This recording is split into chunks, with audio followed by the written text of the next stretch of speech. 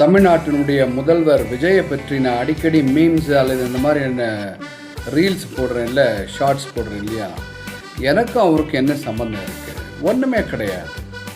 கடந்த காலத்தில் ஒரு சில படங்களில் அங்கங்கே ஏதோ ஒன்று ரெண்டை பார்த்துருப்பேனே தவிர அவர் மேலே எனக்கு பெரிய அபிமானமோ பெரிய ரசிகத்தன்மையோ எதுவுமே வந்ததும் கிடையாது.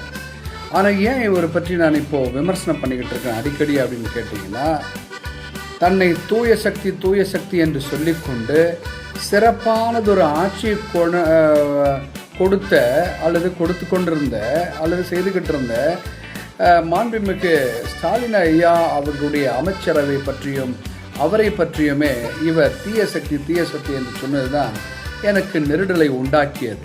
காரணம், ஸ்டாலின் அவர்கள் எல்லா துறைகளிலும் எல்லா வகையான மக்களுக்கும் பார்த்து சிறப்பான செயல்களை நற்செயல்களை புரிந்து வந்தவரை குறித்து இவர் தீய சக்தி என்று சொல்லி மக்கள் மனதில் நஞ்சை விஷத்தை விருட்சத்தை அவர் ஊட்டி விட்டார் இல்லையா?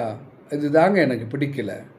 ஏன்னா ஒருவருடைய ஆட்சியை குறித்து அபத்தாக பேசுவது மிகவும் தவறு. ஏன்னா தான் அந்த அதிகாரத்தில் வந்து உட்காரணும், தான் அந்த ஆட்சியை நான் செய்யணும், தான் தமிழ்நாட்டினுடைய ஒரு பெரிய முதல்வராக மாறணும், பெரிய அதிகாரியாக மாறணும் அப்படிங்கிற ஒரு வெறித்தனமான பேராசை கொண்டதுனால தான் எல்லா மக்களையுமே குறிப்பாக இளசுகளை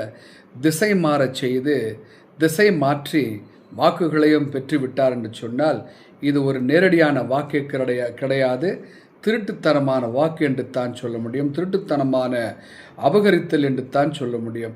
பிறகு ஸ்டாலின் ஐயா அவர்களையா ஏன் அவர் தோற்றாருன்னு கூட சில பேர் கேட்குறாங்க. ஸ்டாலின் ஐயா அவர்களுடைய நேர்மையான பண்புள்ள பாசமுள்ள ஒரு அழகான ஒரு மிருதுவான பேச்சும் அடக்கமான செயல்பாடும் தீவிரமான கொள்கை பிடிப்பும் தான் அவரை தோற்கடிக்க செய்தது என்று கூட என்னால் சொல்ல முடியும். ஏன்னா மக்கள் நல்லதை வரவேற்க மாட்டார்கள், நல்லவர்களை ஏற்க மாட்டார்கள், பொய்களை எல்லாம் மூட்டையாக